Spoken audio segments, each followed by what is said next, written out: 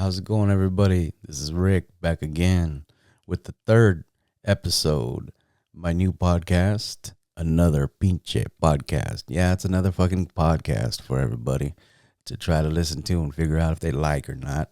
But I'm well aware of that, and it's it's a big thing. And for me, I want to get back into the whole cruising thing. And in today's episode, um, we're going to talk about the negatives of cruising back in the 90s. This is just my experience. There's a lot of things that have happened, and there was a lot of good and bad. But, the reason we can basically start off with all the harassment from the police. So San Jose PD, cruising to them, we have a no cruising zones.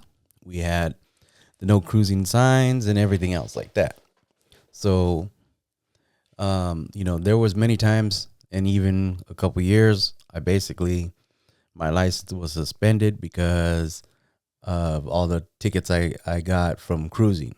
So, it was a lot of times when, I couldn't go out there driving. And for sure, it just different tickets for different things, illegal U-turn, small steering wheel, fix-it tickets, suspension, and then didn't pay the tickets or whatever. And then the, failure to appears and all that stuff like that. And I think a lot of people dealt with that because we were all out there having a good time on the weekends, cruising, Santa Clara Street and King and Story. Those were really the only places we cruised in the 90s that I did anyway. But, there was cruising on El Camino, but that was more for like the hot rodders and the muscle cars. The Lowriders, of course, San Jose, once again. And that's where I'm from, so that's why I'm talking about. Your experience may vary depending on where you grew up and where you were, located in the world. But in the mid 90s, 95, pretty much 95 to, I would say for like 10 years till like 2005. When there was, major cruising, there was always checkpoints. There was always, there's cops pulling people over. There are people doing all kinds of crazy things. You would have some people doing donuts, but it wasn't prevalent. Like right now, the biggest, of course, and the biggest thing that nobody really likes is the street takeovers. So that's the biggest negative nowadays. But and it happens late after hours. So takeovers really doesn't have to do with cruising, even today. So the cruising, the mainly was like I said, the harassment. They would either, if it was a really busy weekend, they'd shut the streets down. They would take a lot of the efforts to, send us to the freeway and everything like that. And I would tell people too, cruising was so prevalent in San Jose that on the weekends they changed the bus routes. So we had the bus route 22 and a couple other buses that went right through First and Santa Clara Street. Well, on Friday and Saturday, the schedule would send them on San Fernando. They wouldn't even come down the street no more because of all the congestion because of the cruising. Now, mind you, like I said, all these cruising was not just lowriders. It was a bunch of people. It was people in cars, people having fun, women in cars, packed, loads of people in cars. They would have right there between Second and Third. Between Second and Third, they would always have a checkpoint. So we knew that was always there. And so they would, look at cars. They'd pull people in the middle. The cops would be right dead center, and you'd have eastbound and westbound traffic, and they would just be pulling people over. I was like, I had my license at 16. There was times when my friends were like, let's go cruising. My license got suspended. Drive my car. So then Like one time I was driving my friend's car out there, and they had hydraulics and everything else like that. And of course, we got pulled over, and then boom, now I got I'm driving, so I get the ticket. Excuse me. But there was many times like that where we were, you leave a parking lot and then boom, they get you for not having your headlights. So it was constantly, they were ticketing us. They were using it for an excuse to, pull people over. I remember, so obviously we're in the 90s. I had a cassette deck, okay? So I had a box with all my tapes in it. Well, I had a bench seat in my Impala, my 77 Impala. I have this cassette case, and it slides under my seat. So I'm at like a light, and I'm trying to reach my cassettes, but they slid under the seat. So I'm reaching for them. I'm leaning down. I grab a, case of cassettes. Excuse me. I shouldn't have drank a soda before I started this. Anyways, I grab this case of cassettes, and boom, I get pulled over. This cop like flips a bit right in the middle of the fucking intersection, pulls me over, and is tripping off of what I'm like. Pretty much, they're like, get out, blah blah blah. They're like having me out. I don't know if I was at gunpoint, but they were like, "Why were you reaching under your seat?" I said, "From my fucking music." Like, because we didn't have phones, we didn't have USB drives and so on and so forth like that. We had cassettes, and if we had a little more money, maybe even CDs at the time. But point being is that you do anything, they always looked for a reason. They are like, well, you were reaching under your seat. You look like how do I know you didn't have a gun and this and that? And one thing or another. It was always that harassment. Like I've said this, before. It's like, oh, you fit the description of, it's like, my car ain't even like, that's a Chevy. No, I'm driving a Chevy. You're telling me a Regal, or you're telling me this, or you're telling me that. They motherfucker, like, they said there was a helicopter in the area. Well, this ain't a fucking helicopter, it's a car. Well, it looks like one. To them, any fucking thing. Oh, they said it was a bunch of Mexicans in a car. Well, that narrows it the fuck down downtown San Jose and cruising. But that's exactly how SJPD was. It was nonstop. Any stupid excuse to pull you over because they wanted a search. I got a ticket for having a fucking air freshener hanging from my tail light. I mean, not my tail light, excuse me. My rear view mirror. Let me see that. Got a ticket for having an air freshener hanging from my rear view mirror. The cop goes, "I pulled you over because it's obstruction of view." And I said, "Bro, like, you ain't seen all the trucks out here with CDs and shit and everything else hanging from their rearview mirror?"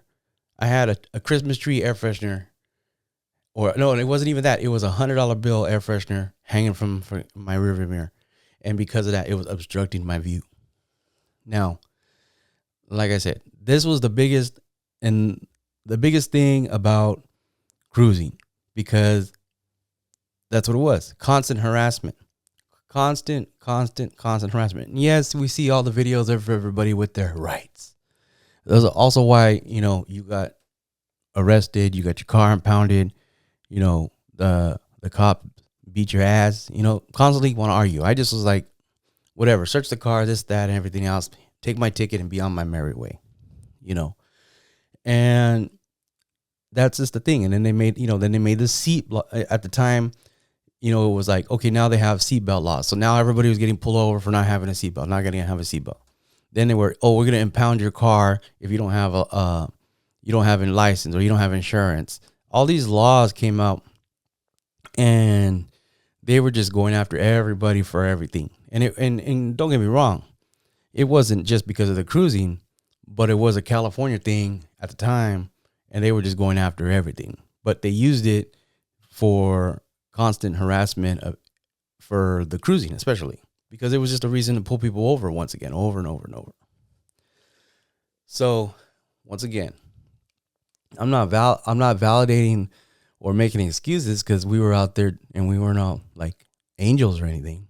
But one of the other negative things about cruising in the 90s was all the gang stuff. So obviously you're out there and you have people from different areas.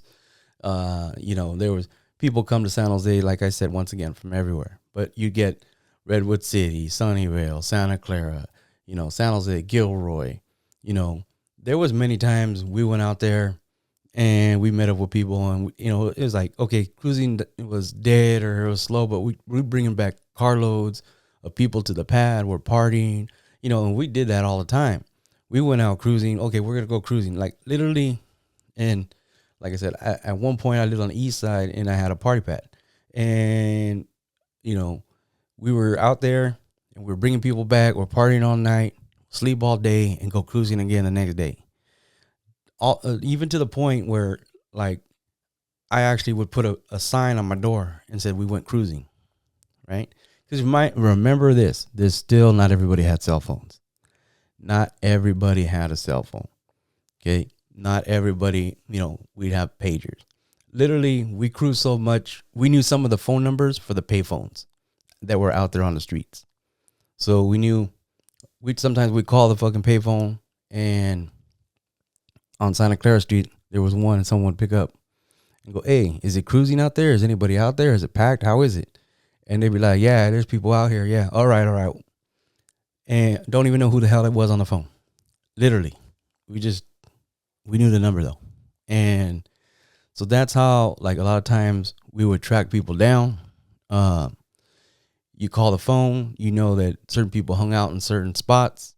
There was a phone on between First and Santa Clara Street. We could call that phone and people would answer too. "Hey, is so-and-so out there?" Yeah or no. But once again, the negative part was the drama.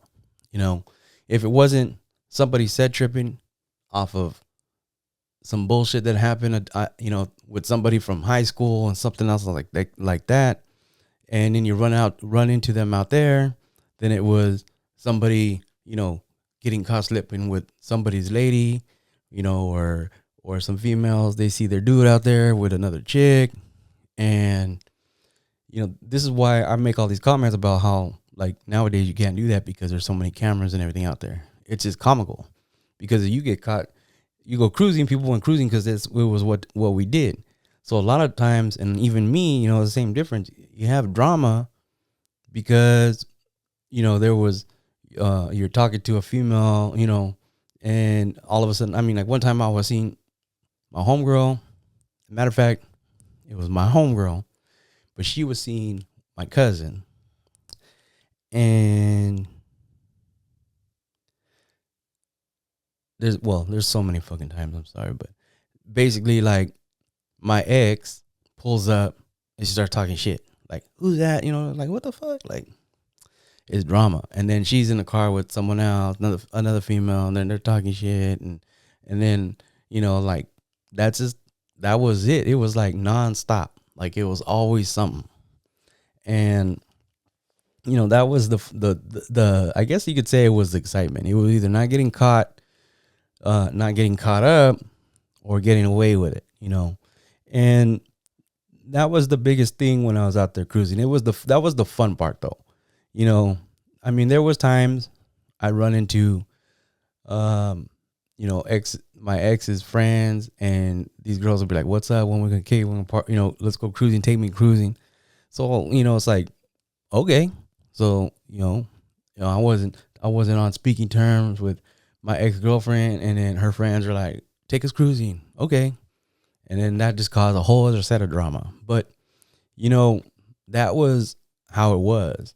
If they knew, like, I would, sometimes you get a phone call during the week. "Hey, are you going to go cruising this weekend? We want to go cruising. Me and my friends, my cousin's coming from out of town, blah, blah, blah." So then it's like, all right. So then I got a carload of females and we're going cruising, and we're just rolling, and once again, then there's like, all of a sudden, then it's like, "Oh shit, that's my baby daddy. Oh shit, that's my, ex, whatever." And like I said, I got fucking guys, jumping on the hood of my car. This really happened, where jump on the hood of my car going, "That's my lady," fucking.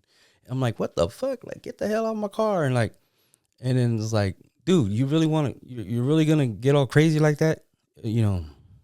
Whatever. And I'm like, do you want to go with him or what? And then, it's like, no. And then I'm like, all right. So then it turns into a fucking car chase. Like, you're just trying to get the fuck away. I'm going to take this person fucking home. They don't want to go with that dude. And then it's like drama. And literally that was just like some of the biggest drama. And, one of the things that happened, it was me and my cousin one day, and I actually I had a couple homegirls in the back seat. I had gotten an argument and broke up with my lady at the time. It's me and my cousin, and we're cruising. We're on First and Santa Clara Street, and we're just driving. And I see one of my boys, my homeboy Playboy. He's just posted up right there on Santa Clara Street. Because you can find anybody on First and Santa Clara Street most weekends. But anyway, so then as I'm driving, I see him getting like a fight. Like all of a sudden there's like people fighting, but it's him. And this dude stabbed my homeboy. So I'm like, oh shit. So I had, we'll just say I had a chain, and I jumped out the car and I told my cousin at the time, I'm like, I'm gonna just, drive around the block or whatever. And I jump out the car, and because we were like that, we just already knew, like, I can jump out the car, something happened, and then he would be like, he just jump over and take off in the car or whatever. But point being is, I jumped out, I chased this dude down the street. He ran, he got away. Not much of a runner anyway. And then I had to go back. I got my boy. He was mostly okay. And then, so while I'm dealing with this, at first I'm trying to find my car. So my cousin had to go around the block. So he went around the block and circle around. And then there's my freaking ex. And she's like, who are those bitches in the car? And I'm like, dude, I ain't got time for this shit right now. I'm trying to get my boy to the hospital. And then, so she thinks she's all bad. And then she's acting crazy with me. And I'm just like, I ain't got time for this shit. And then I turn around, and then finally I'm able to get my friend in the car, and we go drop him off at San Jose Medical. Well, San Jose Hospital at the time, because it's not there no more, and drop him off at the emergency room, but that's how it was out there. It's like you had people's backs or you didn't have people's backs. You had drama or you didn't have drama. And then if there was drama, there's like a pile of drama. I don't know how many times that with drama I had like, oh, this person's looking for you, or this person said they're going to kick your ass when they see you. And I'd be sitting there cruising, and I'd look over, and it'd be me and my cousin just cruising in a car, just chilling, trying to see where everybody's at. And it just so happened we catch a red light, and I look over to the side, and I'd be like, hey, aren't these guys supposedly was going to do something when they see us? And then, but they just didn't in the car. There could be a whole carload of dudes, and they still didn't do shit. And to this day, I don't know. I think it's fucking hilarious when people talk, they're going to do this and that, and then they're just quiet. And so, like I said, these were always some of the factors that made it negative. A negative, part of going cruising was such a issue. There was always some kind of drama, and if it wasn't that, then it was the cars breaking down. And for me, I always rolled prepared because my car was old, and so I always had a jack. I always had, a tire iron, a tire star. I had tools, and there was many times where I seen cats that had got stuck on the side of the road, like on, they were like on King Road or something, and they're like, oh, we don't have a jack. I got you. I got a jack right here. Boom. Let me help you out. Oh, we're trying to do this or that. I remember when my homeboy, we went cruising, and my homeboy's Monte Carlo, and his shifter cable came undone, and So at this one point, my boy gets underneath the car because the car was lifted, and he's like, "How are we gonna, pretty much, trying to get the car in gear?" So I'm holding my homeboy by his legs, and my other homeboy's he's in his car, and he's holding the brake down, and it's me and like one other person holding my boy, and he's like, boom, he shifts the gear manually and drive. And he says it'll get you home, and as soon as we're like ready to pull him out of the car in case the car took off, and we did that, and then we've had to do all kinds of things like that. My homeboy, Brown Impressions, George, when he had his wagon, there was one time where, and this was like early 2000s. Excuse me. This was like early 2000s, and we went out, or it might have been like 99, I'm not sure. But we all went out cruising, and then he hit the switches and his coil pops out. So we pull into where the gas station is right there on 10th Street. So Santa Clara and 10th Street right there is the Arco. And we were right there, and he couldn't get the coil back in, trying to put everything back in. And there was a bunch of us. There was a couple carloads. We were rolling deep that day, and then I remember, he went underneath there. He was trying to get it. We couldn't do it, and then so we grabbed everybody we could and said, "Okay, lift the car, like lift it." So like I'm underneath it, like underneath, pushing, trying to like bench me and like one other friend, and then a couple other people, a bunch of other people on the side of it, and we had to like tilt the car. So we had to there was probably about 10, 15 of us. And we had to like lift the car up so he'd get enough room to get the coil back in. And he was finally able to do that. And then, it was whatever. But we're like, all of us are like, oh yeah, we just picked up an Impala wagon, And, but it was on hydraulics and stuff. It's all about leverage. But point being, these are like the constant things that would always happen. If it went one thing or another, cars overheating, we're stuck in traffic, got to pull over. I've had my alternator go out. And then the funniest things are getting pulled over, and going back again to having a carload of people getting pulled over by the cops. Guess what? They make us all get out. We're all sitting on the curb, and then here goes a carload of girls, and they're laughing. Ah, ha, ha. And you're like, what the fuck, And there was many times we got pulled over, and there was many times we were cuffed. And, the funny part is I look at things nowadays, and you see all the fucking negative, drama about people getting pulled over and harassed by the cops and shot by the cops and all these things like that. But the realest shit in the world, we were getting out. They were pulling us out of the car at gunpoint. They cuff us. They put us on the curb. They search our vehicles. And of course, there was always one homie that just didn't know how to shut up. And we'd all just look like, shut the fuck up, dude. Like, be quiet. And for the most part, if there was nothing and they couldn't find anything and none of us had warrants or were on probation or anything, they let us go. And back to cruising we went. But usually, if someone wanted to run their mouth, they end up getting taken to jail. Or as long as we didn't have anything on us, no one had warrants or anything like that, we were fine. And like I said, almost every weekend we got pulled over at least once, and we were getting searched. I mean, even when we go out there, my cousin's Suburban, we go out there deep, and same difference. It's getting pulled over, cops harassing us, searching, checking us, and then letting us go. But we were so used to it, unfortunately, that we knew if you just didn't say nothing and you just yes sir, no sir, blah blah blah, and just shut the fuck up, we were gonna get let go. And it's just that's the way it was.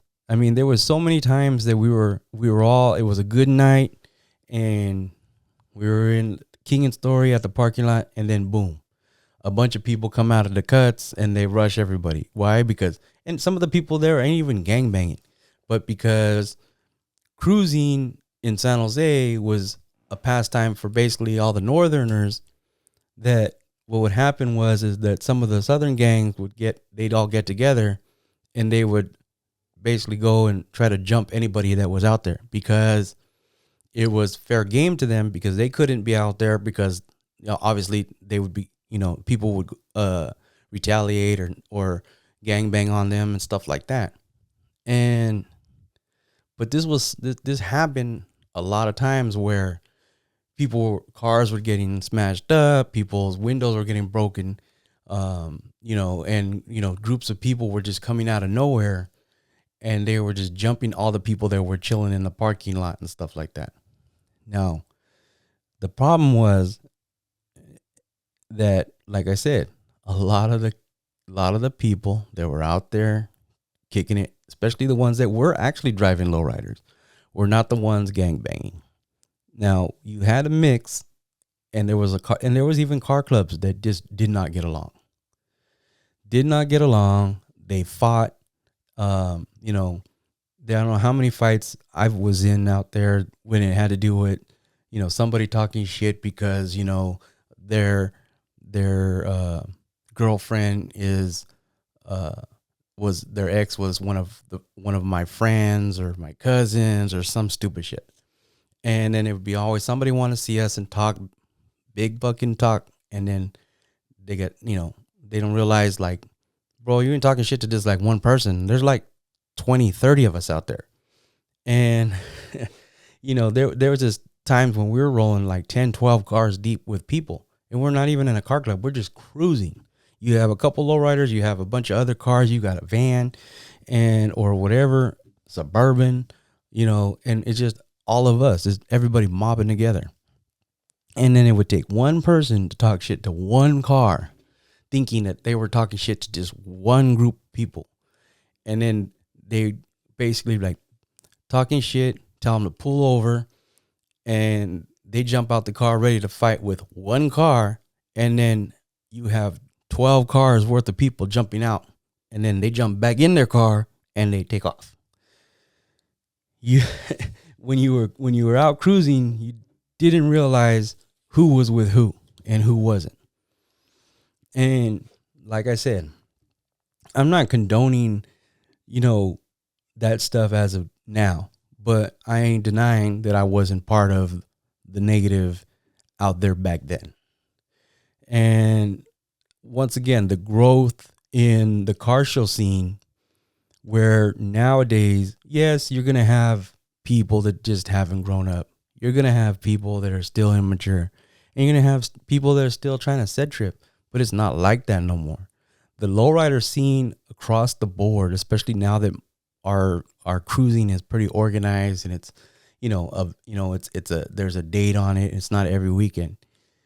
The unity that has come from that is different because we all grew up with all that bullshit. And this is one of the things, and I advocate, the most, is that we experience the negative in the lowrider scene and the cruising scene. So for so many years, now we're changing the way people look at things because we grew out of it. One of the biggest things, and I want to emphasize this, is that even what people didn't understand is that there was people that went through gangs and they went through that lifestyle. But when they got involved with the lowriding, it was a graduation. It was a graduation out of the gangbanging lifestyle because you started investing money in yourself, invested money in these cars. And up until a couple years ago, when the cops come, crying about our gatherings, it's like, why would people be spending thousands and thousands and even hundreds of thousands of dollars on cars just to meet up so we can, have a big giant gang riot? Because the cops still think that about us. They still think that we spend all this money on cars. We spend, years building these vehicles, teaching our kids and everything about this lifestyle, just so we can all meet up on one night just to go ham and just have a big riot. They're the ones that are panicking. They're the ones that are freaking out. They're the ones that there's going to be, all this violence. Ain't nobody trying to be violent. we're trying to have our kids out there. We're trying to experience all these things. Me as a photographer, I'm trying to capture the moment and keep this lifestyle alive. We're not going to do that if we focus on the negative. People, if you can't handle your alcohol, or you have friends that can't handle your alcohol nowadays, don't bring them. Don't bring them to the car show. Don't bring them to the fucking cruise night. Let's have fun. You don't even have to tell them you're not going to bring them. Just don't bring them. Because nowadays you have the kids in the pedal cars. You got the lowrider bikes. You got the RC cars. Everybody's chilling. A lot of people just put their chairs out. And yeah, cruising's not the same. We're not in the streets driving, honking horns, and sitting in the car and just going from one place to another and back again. A lot of times now it's you pull over, you put your folding chair out, and you're sitting there just chilling, but your car's right there on the side of the street. And then everybody else that wants to be active in the street, they're active in the street, or you take turns or so on and so. But in where it's at now, and the reason why now the laws are getting changed, because we all know it was all racial profiling in the first place. And the signs are coming down for no cruising, because we don't have all that negative bullshit in the lowrider scene anymore. Going from my experience being in Whittier and Van Nuys and places in LA and San Diego, man, the love for the culture has really, really, really become the main reason why people go support these cruises. Because the lowrider culture, and I say it, and I've said it, and I've advocated this, is the only car culture and the only real scene that I've ever experienced where you can be from anywhere, from any background, from any nationality. If you want to lowride and you're white, you want to lowride and you're Japanese, you want to lowride and you're mixed, whatever, they don't care as long as you want to lowride, as long as you support the scene. The Chicano culture, the black and brown culture, all that is lowriding culture. And that's what it comes down to. To me, you're still going to have these old timers, these OGs, these guys that have been around from day one, and some of them are still going to cry. Well, lowriding is a Chicano thing, or, lowriding was, from, blacks. And hello, we're all the same. Lowriding culture is lowriding culture. Whether you're black, Mexican, whatever you want to call it, African American, we're black and brown. We're a minority. We've been, as a whole, we've been, racial profiled. We've been treated by the system, by the cops, by the government, by the laws. We've been treated the same. And this is the whole thing. Whether you're in Northern California, Southern California, you're in Texas, you're in Arizona. When it comes down to it, if the people that still look at lowriding as a negative, because it has to do with we're united as culture. And, people can sit there and cry, oh, this person is, it needs to be Chicano, or it needs to be this. No, it doesn't. It needs to be people that are interested in showing positive to the lowrider culture, to the lowrider community. Don't care what nationality you are. I don't care if you're, let's just say, I guess I don't care if you're rich or poor. I don't care if you're from Northern California or Southern California. The lowrider community has a lot of respect for each other, period. Now, we all know about all the dramas, and some people just don't get along, and putting it out there like that sometimes with all the negative bullshit, nobody wants to see that in the lowrider community, because we work so hard to change how people look at us. Perspective is everything. The understanding about how it really is in the streets nowadays with, the amount of people that are getting along and trying to bring us as a united front is amazing. And it wouldn't be for all these people, the women of low riding, the people in Sacramento, all this, the different hops happening all over the place, the unity that has brought down all the no cruising signs, the unity that changed the California law where the ban on cruising, that in no way could have been done if we didn't change the way people looked at how lowriding really is. They didn't look at how the fact that our children are like, we do this so we have kickback stuff to do. You put money in your vehicle, or you buy a car, or you build your car, no matter what, you're investing in this community. If you build show cars, you're investing in this community. And the people that put up all the money to do these big, giant car shows, whether you think it's just about the money or not, they're still investing in our community.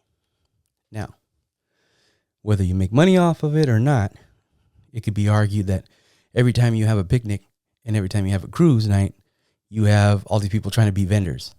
Oh, I'm a vendor. I'm going to go vend. We're at a fucking picnic, yo. It's a car club picnic. We don't need vendors. You don't need to go over there to sell something. Why don't you just go kick back? Enjoy.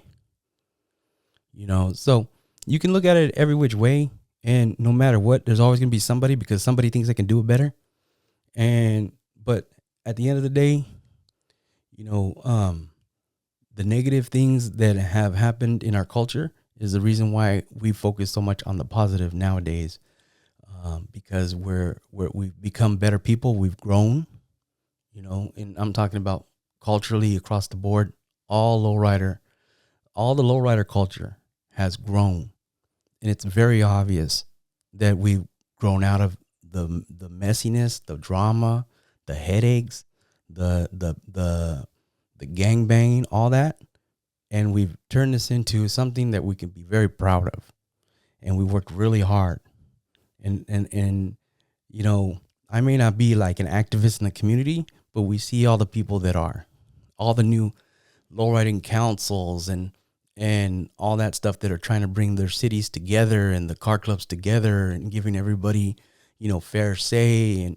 And yes, some people cry about a lot of the councils and stuff working with the police, but they're doing it so that they can change the way they look at us, so that we can have more freedom to do what we do out there, to show them that we're not like these takeovers, that show them that we're not about gangbanging and drama. It takes some kind of unity and organization to really show these people that have just judged us for their negative stereotype that they've held on to for all these years, and get them to start saying, oh, you know what? We need to get rid of the old thinking, and we need to embrace this culture, because it is a bunch of people that own houses, own businesses, and spend a lot of money on their cars and their family.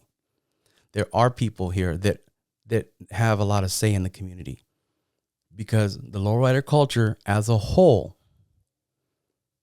is very, we spend a lot of money. Think about it, right? Our cars are works of art. And, you have to understand that everything comes with it, the good and the bad. The half-naked models, the